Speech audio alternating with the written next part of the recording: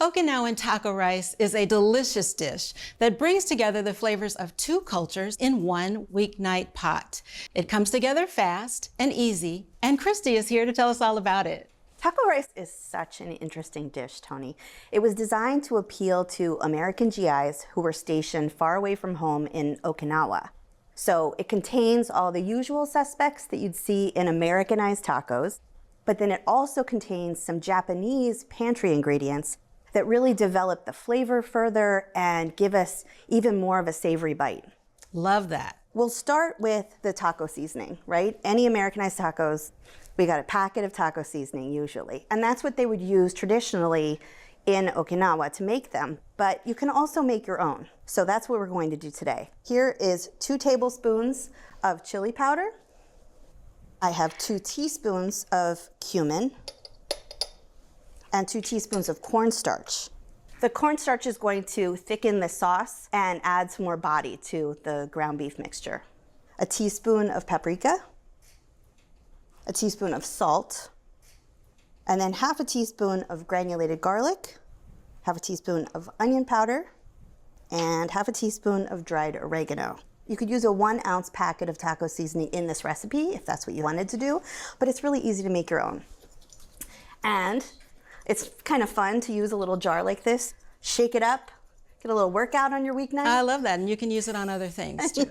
We're going to use all of this. Oh, okay. This is a 1/4 cup. This all goes into our taco rice today, but you could make it ahead if you wanted to, because you could hold it for about a month at room temperature. Good to know. Now let's talk about the rice, because this is Japanese short grain rice or sushi rice. This is going to be the base of our dish. That makes so much sense, Christie. My goodness, this dish, began with a teenager in Okinawa who created a business making tacos, but he eventually decided that rice would be more filling, be less expensive, and it was a really good option for his customers. Well, it is so easy to make. The only thing you really need to keep in mind is it's a starchy rice, and we want to rinse off a lot of that starch before we start cooking. I'm going to rinse this with some cold water for about a minute and a half, and I'll swish it a little bit with my hands just to make sure I'm exposing a lot of the rice. We'll know that it's as rinsed as we can get it when the water starts to run clear. I'll try to shake off as much of the excess water as I can. Okay, now we're ready to start cooking. Now this is 2 cups of rice, and I'm adding this to 2.5 cups of water. That's our ratio. Give it one last strain. You can still see a little bit of that starch there, which really tells you how much starch was there to begin with. There's a lot of starch, and it's still going to be sticky, but we're getting rid of the worst of it. And while that comes up to a boil, we're going to do the only prep that we have to do for this whole recipe, chop an onion. So I'm just going to cut this in half. So I'm going to make some cuts up the sides of the onion horizontally, and then I'll make some vertical cuts, not going all the way through to the back of the onion, but going all the way down to the bottom. The tip of the onion stays in place, and it creates like a holder. The root holds all of the layers together, and so you keep it on until the last possible moment, right. And it makes your job a lot easier. A lot easier. All right, so we'll just do the same thing with this one. There are many techniques for doing things. It's really whatever works best for you. But we're good. My water has come up to a boil. Put the lid on, turn the heat all the way down to low, and we're just gonna let that gently cook for 20 minutes. Okay, the rice has cooked, and now I've taken it off the heat where it's gonna sit for 10 minutes with the lid on. But in the meantime, I have 2 tablespoons of vegetable oil that I'm heating over medium-high heat in a 12-inch nonstick skillet. And I'm looking for that oil to start to shimmer. And I think we're there. So we can add the onion and get the meal started. And we're just looking for the onions to soften. This will take 3 to 5 minutes to get there. Okay, my onions are nice and soft. Now we'll add the beef. This is a pound of 90% lean ground beef. And I'm just gonna add it in. And what I wanna do is get my spoon in here and break up the pieces. Using a wooden spoon like this with a straight edge can be really helpful for doing this. And we're using 90% lean ground beef because we're not going to drain this at all after the meat has cooked. So we don't want it to render too much fat or it'll make the sauce greasy. Makes sense. So we're just gonna keep breaking this up.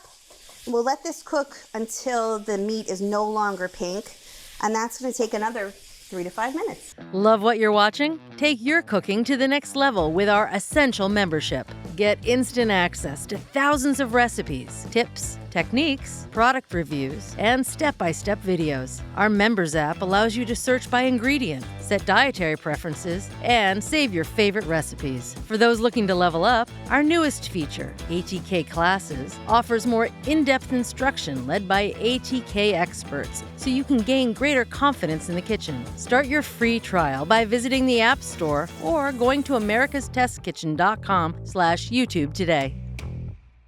So this is looking pretty good. I'm just continuing to break this up and look for any errant pink pieces. Do you see any? I don't, and it's really smelling good too. I think we're ready for the next step, which is to add our spice blend. Here's our homemade taco seasoning, and I'll just sprinkle that over the top. And we're just going to cook this until we can start to smell it. About 30 seconds just to bloom all those spices, get them in touch with the heat and the fat so they really, really develop their flavors. We're gonna make a left turn, which is ketchup. So convenience ingredient, it's 2 tablespoons of ketchup. And that might sound a little unusual for tacos, but if you think about it, it's tomatoes, it's salt, it's sugar. You get umami and a whole lot of tang and sweetness. Now, the next 3 ingredients, if you don't mind handing them to me, these are the Japanese pantry ingredients that we're talking about. You want to add it? Sure. 2 tablespoons of soy sauce. Next up is 2 tablespoons of mirin. And then we have a teaspoon of Handashi instant dashi. Okay. So this is a cup of water. We're gonna let this come up to a boil. Now, those 3 Japanese pantry ingredients are what really make this that teenager's vision back in Okinawa, that instant dashi. Now, dashi is the stock that's the base for lots of Japanese dishes, miso soup, ramen, and what it is katsuobushi, which is smoked dried tuna, kombu, which is dried kelp, and they're steeped in water. And that's how we get this really rich stock. Well, instant dashi is essentially the equivalent of using a bouillon cube. So it's something that you keep in the pantry, and you can add it to popcorn, you can add it to lots of different dishes to really give an extra umami boost. We can fuse our pantries with all kinds of ingredients from other cultures and start to commingle them, and it all just becomes part of an everyday pantry. And you build on the flavors. So the soy sauce is also going to give us some umami. Now the mirin, which is sweet rice wine, that's going to add sweetness and some acidity that's going to balance a lot of that saltiness and that deep umami flavor. We're just going to let this cook until the sauce part starts to thicken. Another 3 to 5 minutes, but we're on our way. All right, see how this is thickened? It's still juicy, but not so runny. So we'll turn that off, and our rice should be ready to fluff. That looks great. So I'm just going to use a big fork to give that a fluff. And you can see it's still sticky, but it's a good sticky. So I'm just going to give us a big old scoop of rice. Yeah, I love that texture. It's sticky, but you can still see all of the grains. All right, now look at that. Yeah, you can definitely see the importance of having the just right consistency for that sauce. And it's already kind of clinging to the rice. All right, that looks good. And we have to leave room for the toppings. Okay. I have 4 ounces of Monterey Jack that I've shredded. And this is 2 cups of shredded iceberg lettuce, or shreddus, as we sometimes call it. This is an avocado that I've cut into 1/2-inch pieces, and then 1/2 cup of jarred salsa.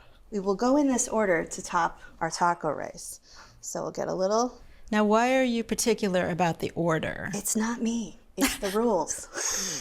It's what made it a success. This is how it is. Well, you want the cheese close to the meat so it melts a little bit. Sure. Right? And you don't want the iceberg right on the meat because then it'll wilt. It'll wilt. Love that avocado. Oh, me too. So there we go. All right, well, let's try it. All right, now you kind of have to find an entry point into this, which might be a little difficult with all of those layers, but I love the way that the sauce is clinging to the rice, but not oversaturated. no.